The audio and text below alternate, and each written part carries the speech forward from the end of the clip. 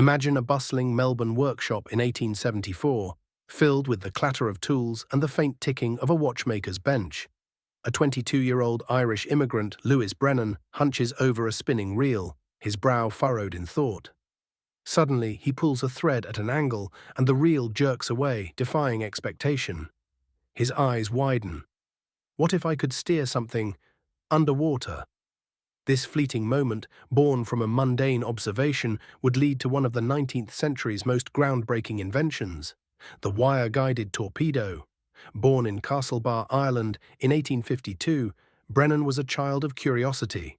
His family's emigration to Australia in 1861 thrust him into a vibrant, industrializing colony. As a teenager, he apprenticed as a watchmaker, honing his precision, but his mind craved bigger challenges. Under the mentorship of Alexander Kennedy Smith, a renowned engineer, Brennan absorbed the principles of mechanics and innovation. His service as a sergeant in the Victorian Engineers further sharpened his problem-solving skills. The idea for the torpedo stemmed from Brennan's fascination with control. Unlike the crude, unguided torpedoes of the era, his vision was radical, a weapon that could be steered remotely, striking with pinpoint accuracy. This wasn't just a gadget, it was a paradigm shift. To bring this to life, picture Brennan's workshop. Sketches of reels and wires strewn across a desk, a flickering oil lamp casting shadows, and a chalkboard filled with equations. A dynamic animation could show the reel's motion, with arrows illustrating the physics of leverage and torque. Brennan's early experiments were fraught with setbacks. Limited by resources, he cobbled together prototypes from scrap metal and borrowed tools. Yet, his persistence paid off. By 1877, he patented his torpedo, securing a £700 grant from the Victorian government, a modest sum that barely covered his costs. As his dream took shape, Brennan, now 25, boarded a ship to England, his invention in tow, ready to face the skeptical War Office, his heart pounding with hope and uncertainty. This bold leap carried him into a new chapter, where his ingenuity would be tested on a grand stage. It's 1880, and Louis Brennan stands before a panel of stern-faced British officers, his hands trembling as he unveils a model of his torpedo. The room is silent, save for the faint hum of a coal fire. "Gentlemen," he begins, "this weapon can be guided from shore to strike a ship miles away." The officers exchange skeptical glances. Guided weapons? Preposterous. Yet one man, Sir Andrew Clark, sees the potential, urging the War Office to invest. The Brennan torpedo was a marvel of engineering. Unlike the Whitehead torpedo, which followed a fixed path, Brennan's design used two high-tensile steel wires wound around drums inside the torpedo. These wires connected to a shore-based steam engine, allowing operators to adjust the torpedo's course by varying the speed of each drum.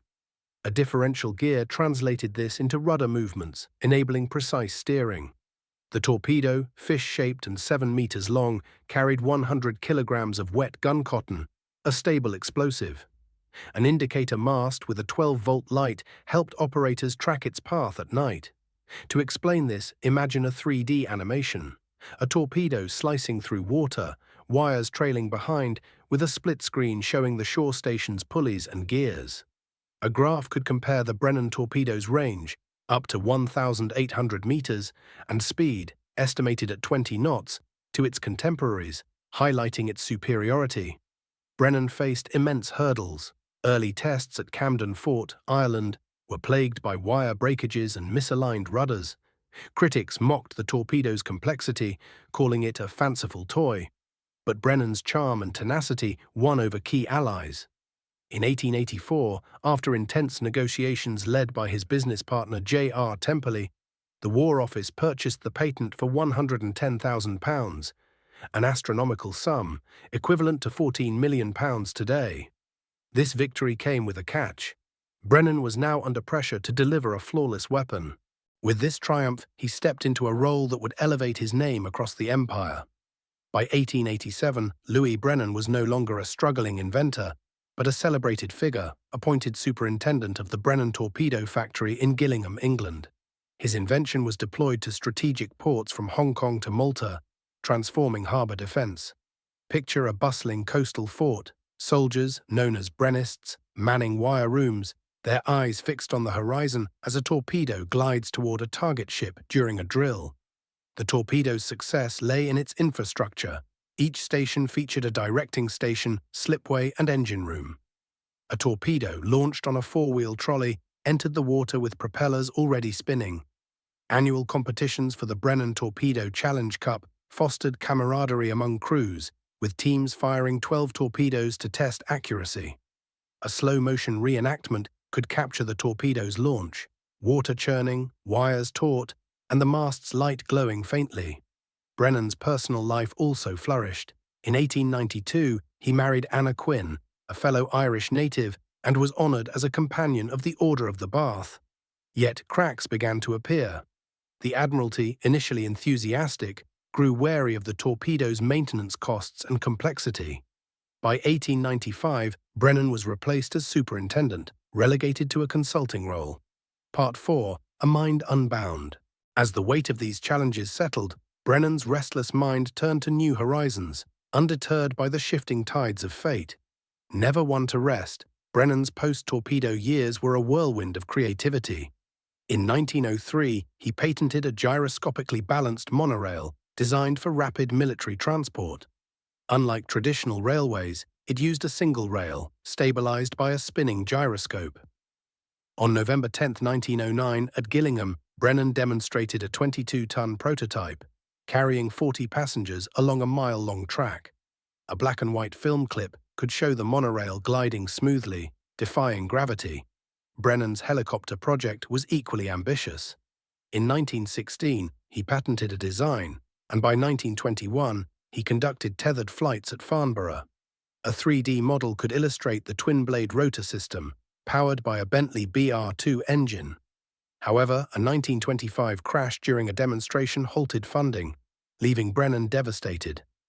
These ventures highlight his genius, but also his struggles.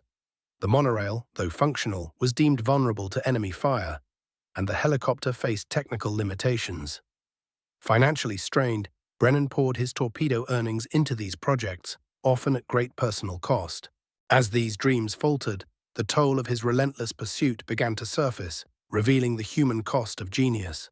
Behind Brennan's public triumphs lay private sorrows.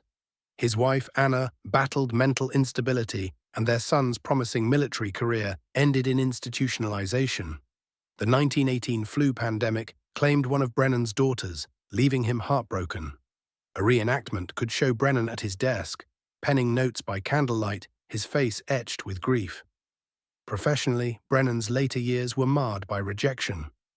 The military's shift to newer technologies sidelined his torpedo, and his monorail and helicopter failed to gain traction. Yet he remained undeterred, inventing the Brennanograph, a silent typewriter, to avoid disturbing Anna during sleepless nights. This small act of kindness underscores his humanity. In 1931, tragedy struck again.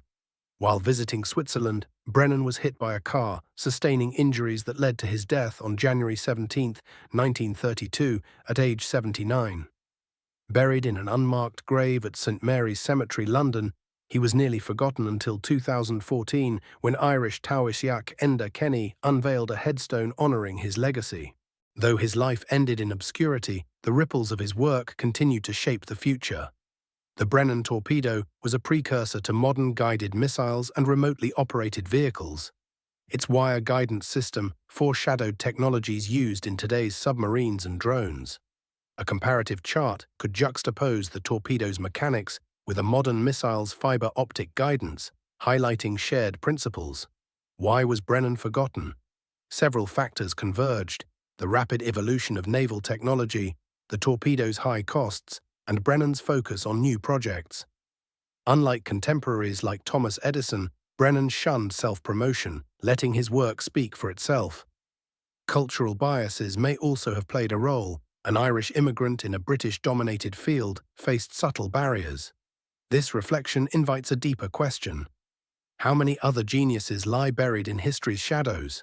A montage could show modern naval vessels, with voiceovers explaining their debt to Brennan's vision. His story reminds us that innovation is a collective journey, built on forgotten pioneers. As we ponder this, Brennan's legacy calls us to look closer, to uncover the hidden threads that connect past and present. As we close this journey, picture a modern engineer sketching a drone's guidance system, unaware that their work echoes Louis Brennan's 19th century breakthrough. His life teaches us that genius thrives in curiosity, resilience, and sacrifice. Yet here's the twist. In 2023, a previously unknown Brennan manuscript surfaced in Gillingham's archives, detailing an unbuilt submarine prototype. Could this hint at even greater inventions lost to time? Brennan's story isn't just history, it's a challenge. Seek out the obscure, celebrate the overlooked, and ask who else deserves recognition. Let's ensure Brennan's name endures, not in unmarked graves, but in the annals of innovation. Thank you for joining Obscure Minds. Like, share, and subscribe to uncover more forgotten stories. Comment below, what unsung inventor should we explore next?